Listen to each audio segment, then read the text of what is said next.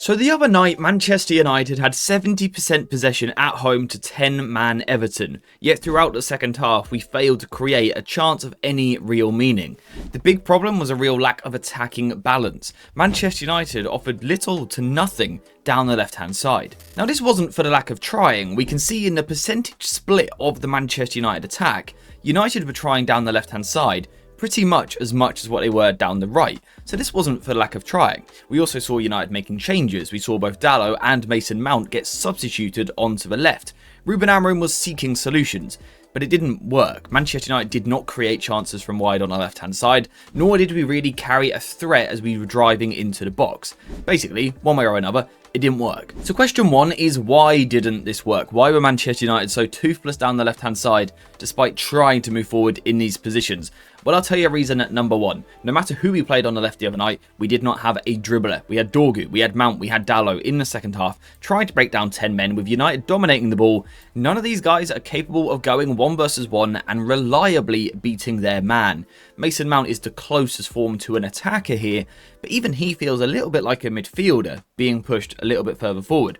And the problem was that these guys couldn't do something magical. They didn't have the ability to, out of nothing, beat a player. Down the right hand side, we sort of possess that. Ahmad is the sort of player who can twist and turn to work himself a little bit of space before then working something into the box. Down the left, we just completely lacked that. There was no one who could pick up the ball and dribble and take people on and cause problems. We completely lacked that profile.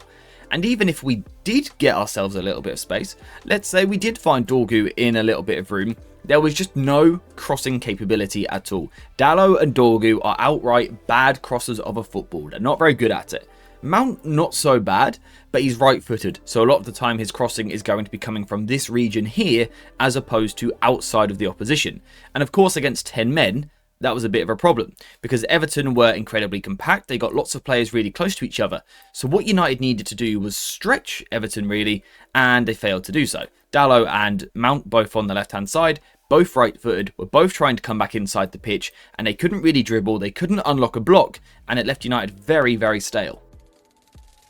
Now, I don't know if you guys have noticed or not, but I finally went and got myself a new chair. Recently, there's been a bit of an ongoing joke about my old chair being absolutely terrible. It was broken, it was uncomfortable, I would slowly sink during videos and streams. My own mods were literally mocking me. But then I got this email from the people at FlexiSpot, and I just knew that that was going to change. My days of discomfort and being mocked were over. Now, ultimately, I think always, if you're getting a new chair, the most important thing is comfort. I spend hours sitting here, whether that's, working, making videos, or even gaming over here. I'm always sitting in this chair, so comfort is one of the most important things, and the lumbar support in this chair is just fantastic. It moves with you, so as you move, the chair will move with you to make sure that your back is always supported in the best way. Normal chairs don't offer that, and I think it's just huge to the health of your body, which is an incredibly important thing, right? You want to keep your body supported, and this chair does exactly that. Now, if we are talking about comfort, you can't not talk about reclining. Who doesn't love to just be able to lean back a little bit? Put your feet up, you might be putting the football on. Oh, you want your feet up? Yeah, that's right. There's a footrest as well on the chair. Just another amazing accessory. You might be watching football, you might be gaming, or just chilling whilst you're doing your work. Get your footrest up, get your reclining going, and it's just perfect. Like everything you need from this chair, it's there. But the best thing, it's now Black Friday. So FlexiSpot are offering you the biggest deals that they have ever had to offer. Make sure you get yourselves into the link in the description down below. Head to FlexiSpot and just explore their website because every single product on there is extremely high quality.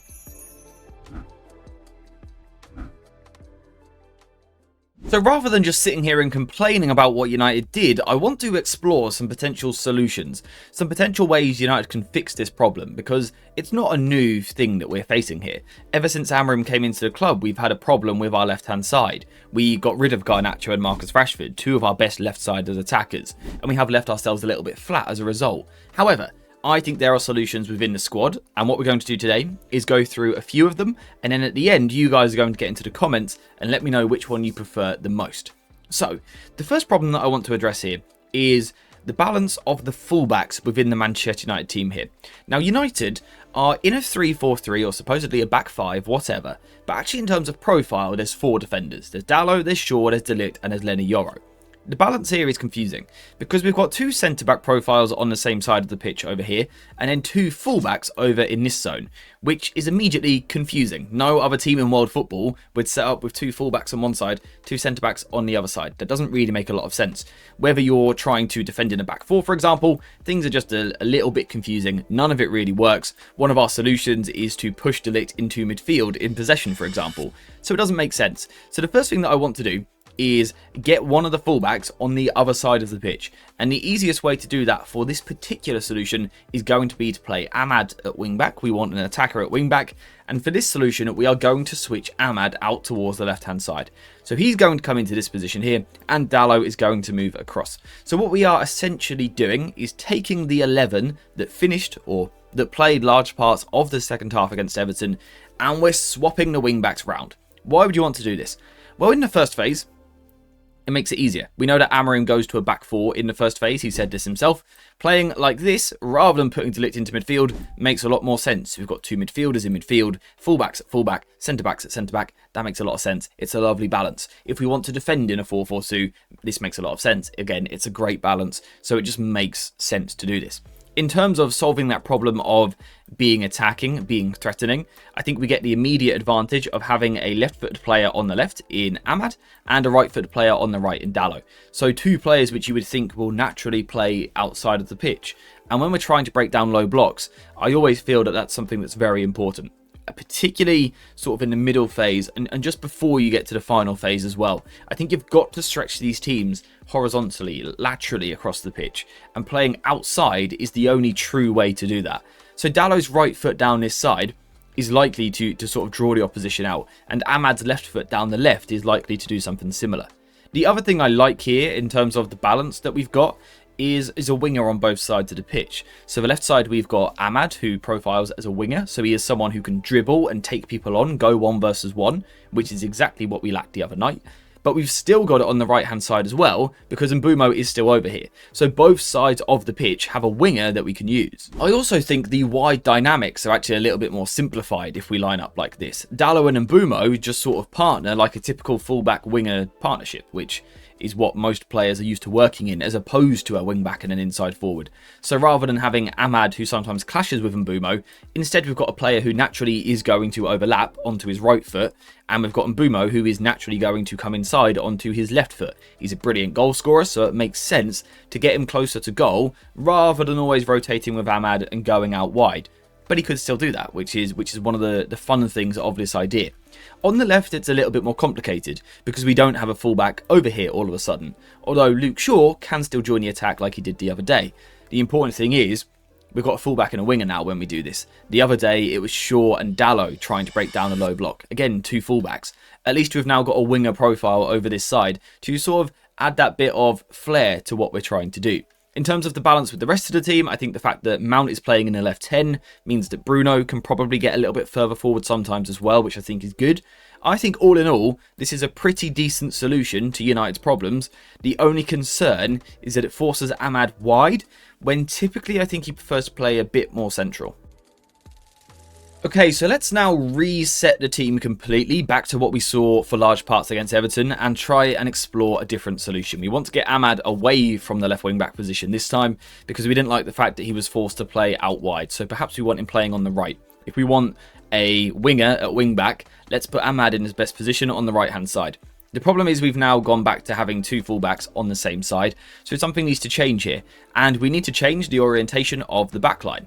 I like the idea of potentially moving Lenny Yoro to the left-hand side. I think he's a better player here, particularly on the ball. I think it adds a lot to his game. You could bump Luke Shaw a little bit further up the pitch, perhaps take Dalot out of the team and put Mazraoui in at right centre-back. Now this works because this is Mazraoui's best position in the current system, playing on the right side of the back three. Not as a wing-back where he's got to overlap and cross and create a deep position where he can be involved in build-up. Again, we've got similar solutions to what we saw earlier. We can move to a back four, both on and off the ball, which is something that Amorim does like to do, so we need to have the ability to do it, with players in natural positions, so it works for that reason. The other reason it works is because of the dynamics that we can see further up the pitch, but we do need one more change. Let's take Xerxes out of the team for Cunha. Now, of course, we didn't have that luxury the other night, but hopefully we will moving forward. And we're going to push Mason Mount into the 9. Now, the reason why I want to do this is to get our 2 big money signings from the summer in their best position. This always feels like a pretty good idea. To get Mbeumo in the right 10 where he is so fantastic, Cunha in the left 10 where he's absolutely amazing. Why not try and get them into those zones and then fit the rest of the team around them? And I think these players can do that. For example, on the left, what does Cunha want to do? He wants to pick up the ball, sometimes a little bit wider, but he wants to move inside. He always wants to carry inside. He wants to be quite aggressive with these runs towards the opposition's goal. He wants to drive, he wants to carry, he wants to commit players, and of course, combine with his teammates as well. If he's doing that, he's got a gravity about him, right? He draws people towards him. So let's say Cunha picks the ball up here and goes past the winger. The winger's going to keep tracking him, but Cunha makes up so much ground that the fullback also becomes interested as well. This is when we open up that great space. Normally, we then see Dorgu or Dalot flying into that space. But is there a chance now for Luke Shaw to come into this role? I think there could be. There is the concern about his fitness, of course. But in terms of arriving into an open zone before then crossing unchallenged, Luke Shaw is actually one of the best players in the Premier League. His deliveries into the box are absolutely phenomenal. And at the moment, we don't see them because we restrict him all the way back here. Against Everton, we started to see him venturing forward a little bit. But again, it was with Dalot. Why not put him with Cunha, for example? That feels more attacking, more aggressive. And again, I think it's something that we could certainly look to do. One of the other nice things about this solution is the potential rotations you could see in the team, because you've got several players who like to sort of roam and drift. I'm looking at Mason Mount, I'm looking at Bruno Fernandes, and I'm looking at Cunha. All 3 of these guys could sort of pop up in all 3 positions. So Amorim could keep his structure, which he is so fixed on, but players could rotate to make life more confusing for the opposition defence. So Mount could drop into midfield as Bruno went higher, or Bruno could go into the left 10 as Cunha goes further forward, and then Bruno and Mount could swap again, and these guys could constantly rotate. The other thing I like is that Šeško, when he comes back, sort of slots into the team quite nicely, because we've now got crossing threat from both sides of the pitch. So Luke Shaw has a wonderful ability to cross, as do Ahmad and more so Mbeumo from the right hand side, with Šeško and Cunha now sort of the target men in the box. Again, it feels more natural, and I just like the balance that it creates.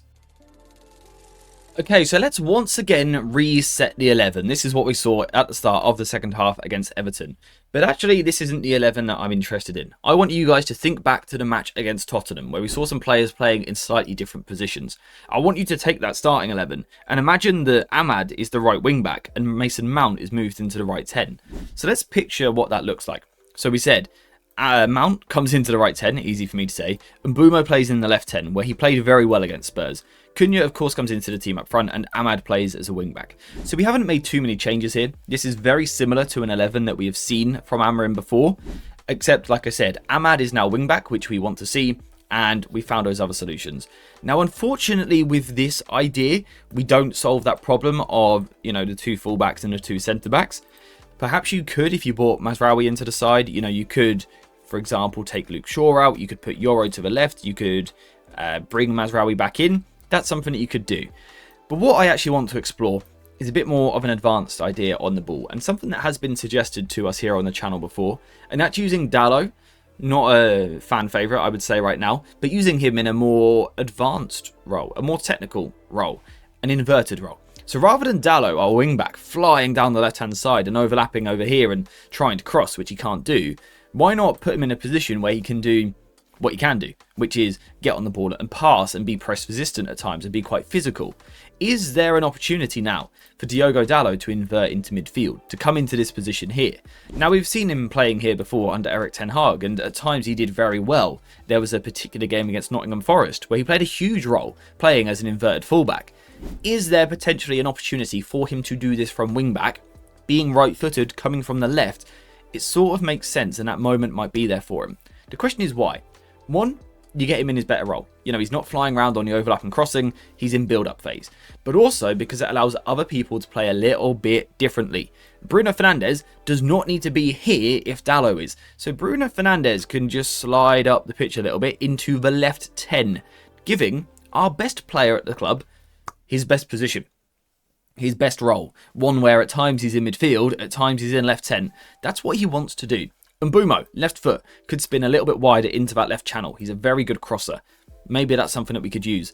And then we get this front five. And I would say out of all of the solutions that we have created today, this is the most attacking one so far in terms of the profiles that you end up with in attack. In Mbumo and Ahmad, we've got two wingers out wide. So when United get that little bit of space with the spare man, we've now got two players that can dribble and cross. That seems logical. But we've also got players like Mount and Bruno Fernandes, who are both goal scorers and, excellent off-the-ball runners in the middle. And again, we could play Cunha up front, or eventually we could play Sesko. This dynamic feels really nice to me. For me, it's probably the least likely of the three, but I do like it a lot.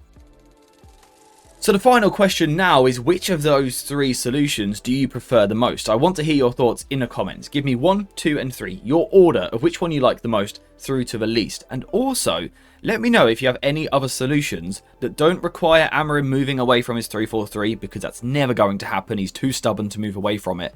But also don't require mass recruitment and loads of new players coming to the club, because we don't have the moment to do that right now. Let me know solutions that you can come up with using current players, even if that means dipping into the academy. It's something that we can do. One way or another, we have to find something different. It's no use sitting there complaining that our left side is stale. It's no use Ruben Amorim making this excuse that we can't attack down the left. Solve it. You're the manager. In this situation, you guys are the manager. So get into the comments and try and fix this problem. How can we make our left side more dynamic, more attacking, more creative, especially against low blocks, while still keeping a lot of our attacking quality on the right hand side as well? It's a difficult thing to do, but I found 3 solutions today, and I reckon there are more out there that you guys can come up with. So let me know what you think in the comments, and also whilst you're there, if you could please leave a like, subscribe and get your notifications on, that would be amazing, because we're now finished for today's video. So thank you guys very much for watching this one. I hope you have enjoyed it, and as always, I'll see you in the next one.